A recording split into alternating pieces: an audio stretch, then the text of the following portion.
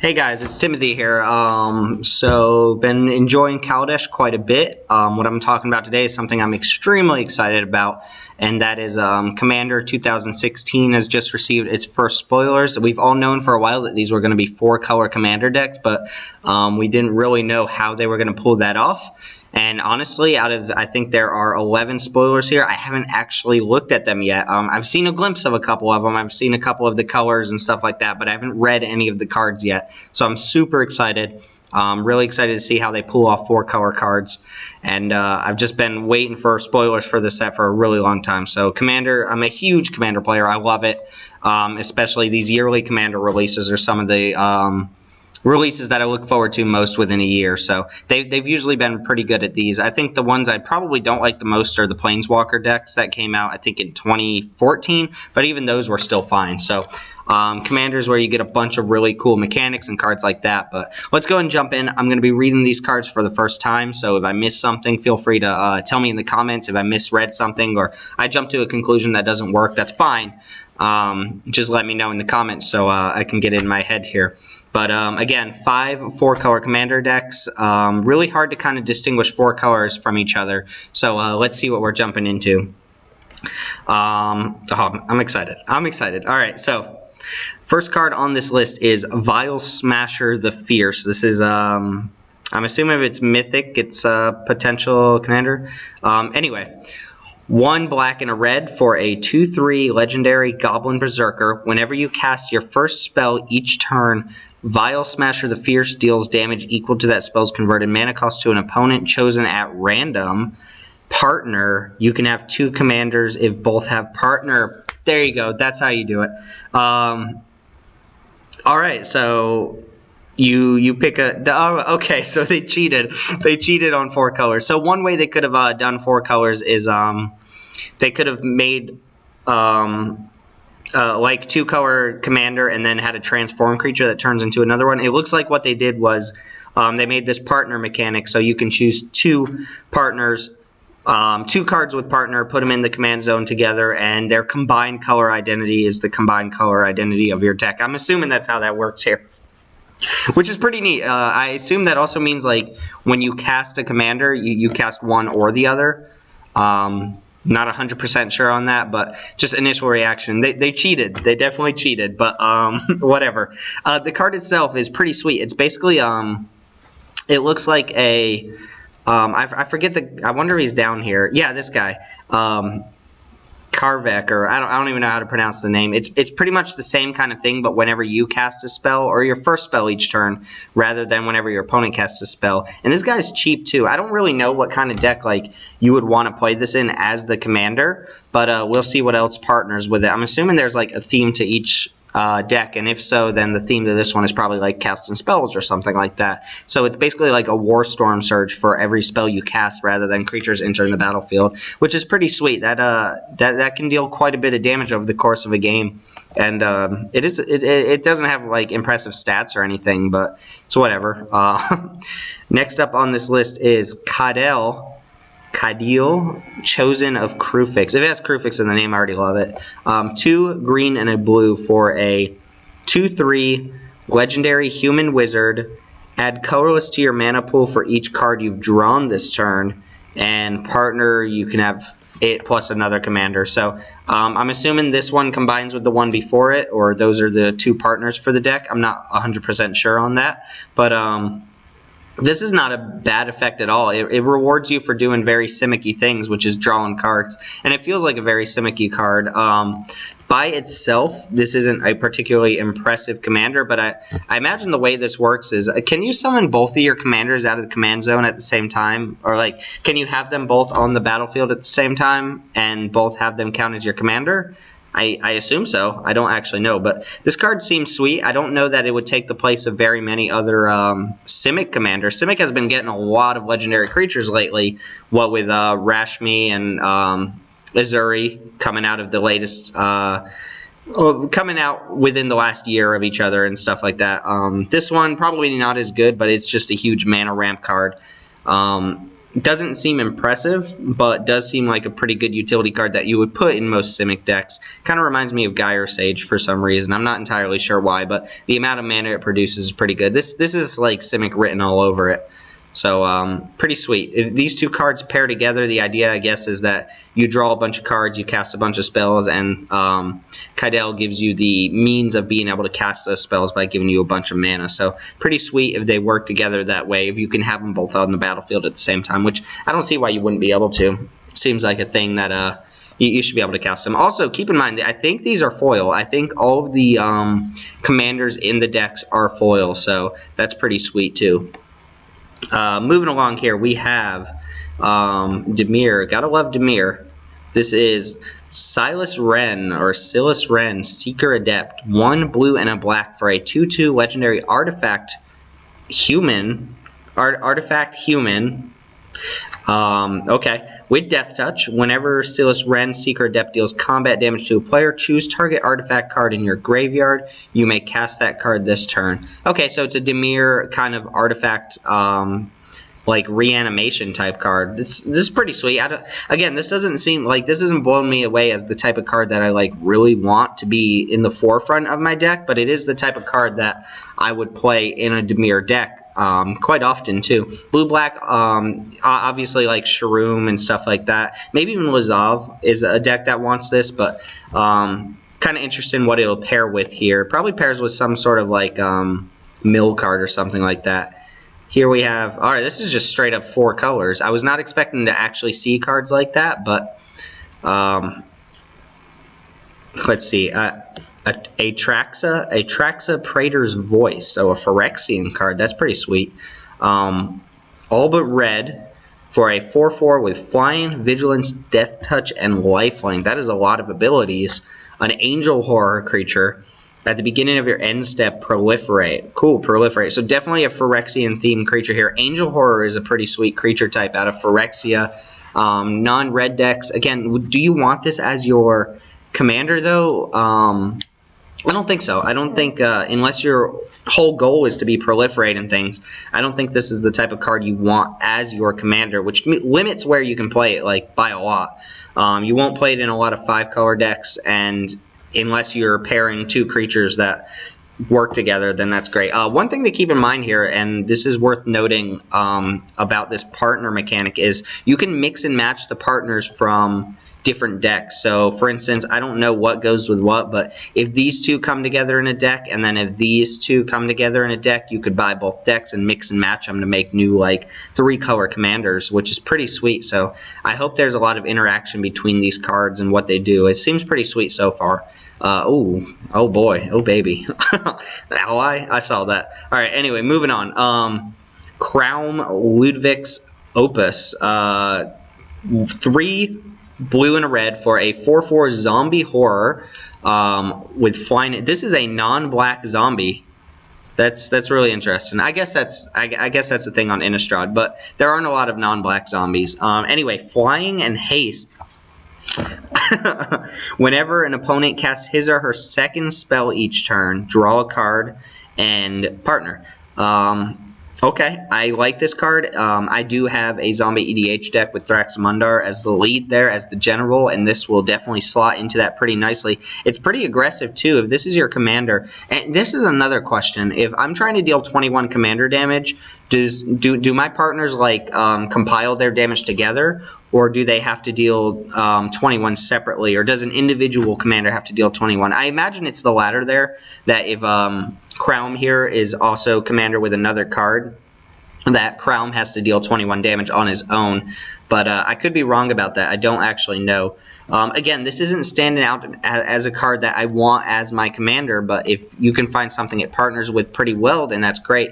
It also draws you a bunch of cards. Like, people are casting multiple spells per turn all the time, and this includes them casting it during other players' turns. Like, if it's my turn and my opponent casts 2 spells, then I draw a card. It's pretty sweet. So I like it. I will probably put this into my Thraxmundar deck as a nice little card draw engine, but I don't know that I actually want a card like that as my commander. I don't think it does enough. It's also kind of hard to build a deck around your opponent doing certain stuff. All right, moving on. Bruce Tarl. These are weird names. These are just really weird names. But anyway, Bruce Tarl, Boorish Herder. 2 red and a white for a 3/3 human ally. Not often that you get allies outside of Zendikar-based blocks, or ever, basically. Whenever Bruce Tarl, Boorish Herder enters the battlefield or attacks, target creature you control gains double strike and lifelink until end of turn, and partner. This is strong. Again, Boros is not particularly great in Commander because it incentivizes you to constantly be attacking and have a board presence, and you're playing a format where the board gets wiped quite often, and the more players you have, the less likely it is you're going to be able to go aggressive and really just beat opponents down. But I mean, I can see this being played in pretty much any Boros deck that already exists. I don't think it's makes for a particularly good commander. Like, if you're trying to do tons of damage through double strike, then you might as well play something like Rafik and go for the 21 damage and Exalted and so on and so forth. But this is pretty strong. Whenever it enters the battlefield, you get immediate value off of it entering the battlefield, give something double strike and lifelink, which is going to be a huge life swing, by the way. That's one of the problems with Boros, is it does so much attacking that it falls behind very quickly if it leaves itself open. But double strike and lifelink is going to make for huge life swings, and then whenever this attacks, you can give any creature you control double strike and lifelink, which is pretty sweet. So again, I'm not impressed by these commanders as like individual commanders, but being able to pair this with something seems pretty sweet. Being able to pair this with like the first little goblin guy that we saw and give it lifelink and then cast a bunch of spells and lifelink all the damage dealt by him seems pretty good. Well, I guess you only lifelink the first spell, but whatever. I don't know, mix and match. And this is the type of thing that's going to incentivize people to buy a bunch of these and just kind of combine partners together. Seems pretty sweet. I like it. It's a cheat. It's a definite cheat on the 4 colors. I wouldn't have guessed they would have done it that way, but you know, they've done meld, so meld's pretty close. Flanking. Flanking is on this card. All right, anyway. Sidar Kondo of Jumura. Man, we're really going back to some planes I really don't know. 2 green and a white for a 2/5 human knight with flanking. And reminder for people who don't know what flanking is, whenever a creature without flanking blocks this guy, the blocking creature gets -1/-1. So whenever this thing becomes blocked, the blocking creature gets -1/-1, unless in the off chance that blocking creature also has flanking, which won't happen. Creatures you control without flying or reach can't block creatures with power 2 or... creatures your opponents control without flying or reach can't block creatures with power 2 or less. So I guess this goes in tokens pretty well. I guess this gets in damage pretty well. It's not very good against tokens. I don't know. This one doesn't seem very good. Honestly, I would really need to think about what I'd want to put with this.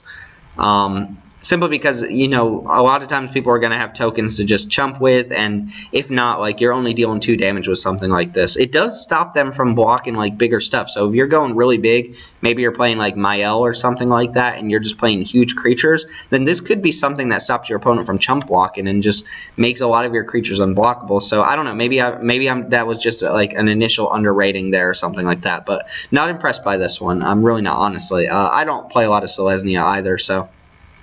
Looks like we're coming to the end of the list, and I'm getting kind of sad. These are pretty sweet. But Prismatic Geoscope, 5 mana for a rare artifact, enters the battlefield tapped with Domain. Tap it and add X mana in any combination of colors to your mana pool, where X is the number of basic land types among lands you control. So if you have 5 different land types among your lands, this taps to add 5 mana in any combinations, which is great. So this is just a huge mana rock that costs 5 to initially get down. So it takes a while to get down, takes a couple turns, but then just makes a ton of mana. And you know what this means? Like, this is almost better than Gilded Lotus. Like, Gilded Lotus is already pretty sweet. That's the 5 mana tap for 3 of any one color. It's actually right down here.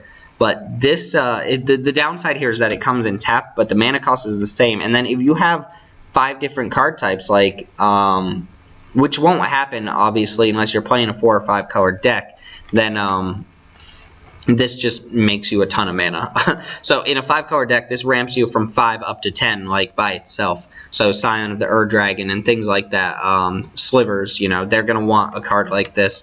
Other than that, it's the type of card that you would completely neglect to have in a 1 or 2, even 3-color deck doesn't seem that great.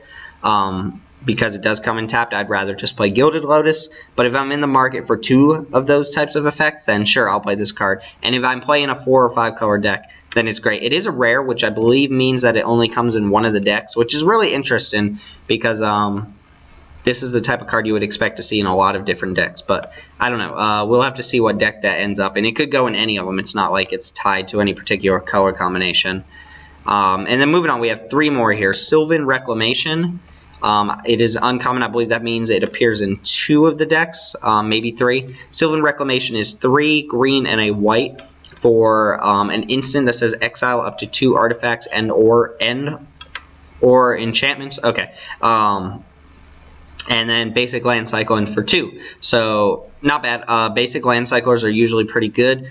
I imagine we'll see a lot of land cycling in these decks. That's a surefire way to be able to ensure that you get the 4 colors you need for decks like this. The card on its own is really not that much better than something like Aura Shards or Fracturing Gust. If you're looking for artifact enchantment removal in Selesnya, then those are the cards you really want to go with.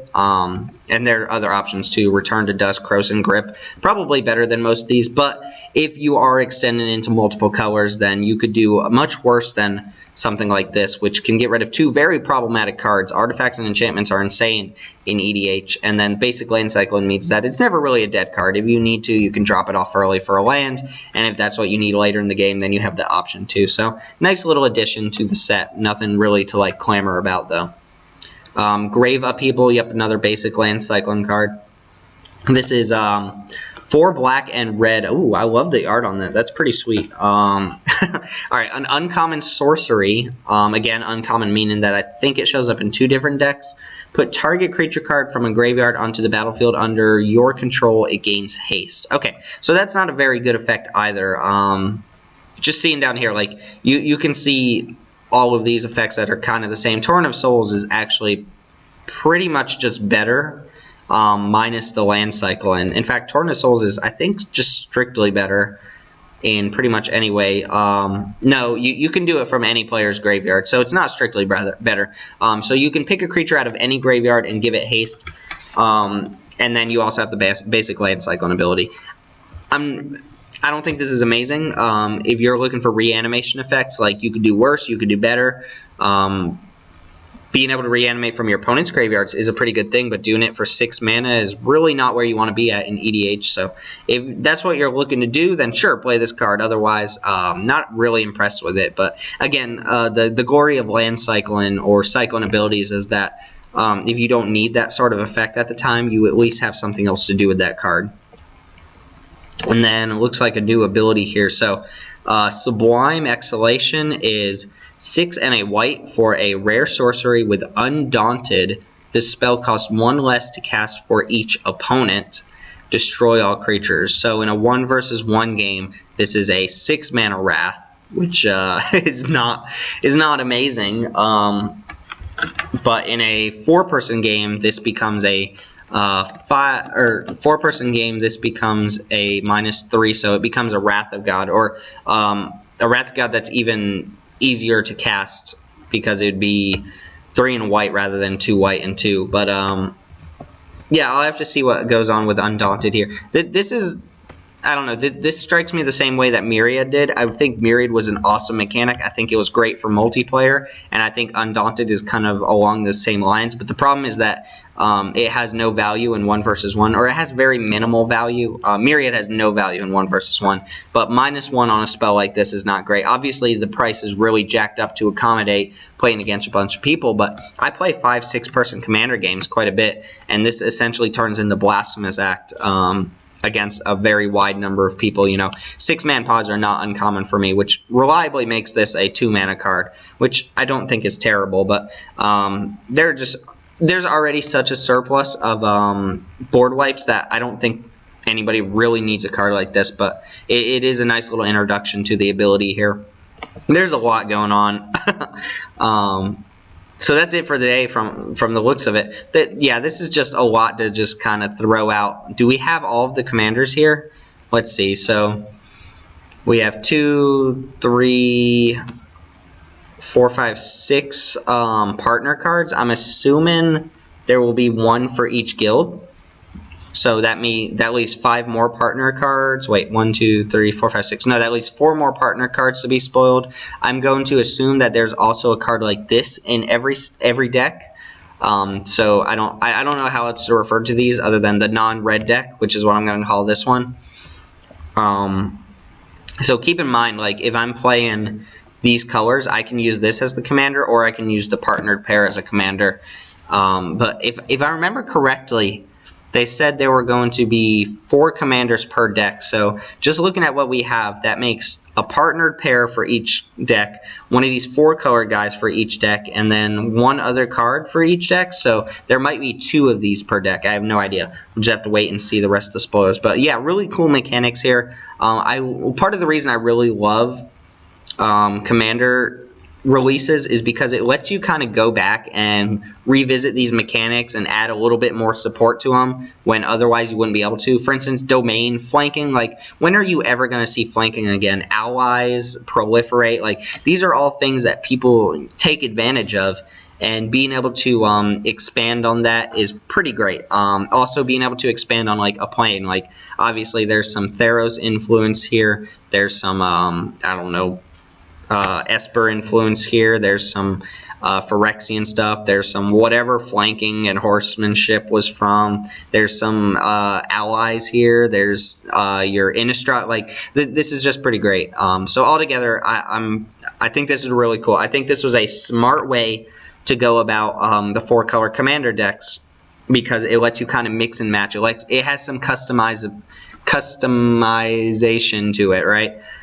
Which is pretty sweet. But it also has the option to just do this. So the big question on everybody's minds, are we going to see Nephilims? And hopefully not. Nephilims suck. But anyway, back to Google apparently. So anyway, that's it for today. There will probably be a couple more spoilers by evening tonight. It is currently like 2:30 p.m. on the East Coast. So if so, I'll catch those cards tomorrow. But this is awesome. I'm super excited. Remember, these come out on November 10th. So about 2 weeks from now, maybe about 3 weeks total. But anyway, I hope you guys enjoy them. Let me know what you think of them. Like, who partners with what? What are the best cards to partner here? I think these are just all really sweet new abilities, and on their own, they're not like impressive commanders, but together, that's quite a bit. Like, that's a lot of flexibility. So anyway, let me know what you guys think in the comments below. Remember to like, comment, and subscribe. I'll be checking out all of these videos, or all of these spoilers as they come out, and there's about 50-something total, not to mention full deck lists by the end of, I imagine, this week or next week. So anyway, comment below, let me know what you think. My name's Timothy, and I will see you guys next time.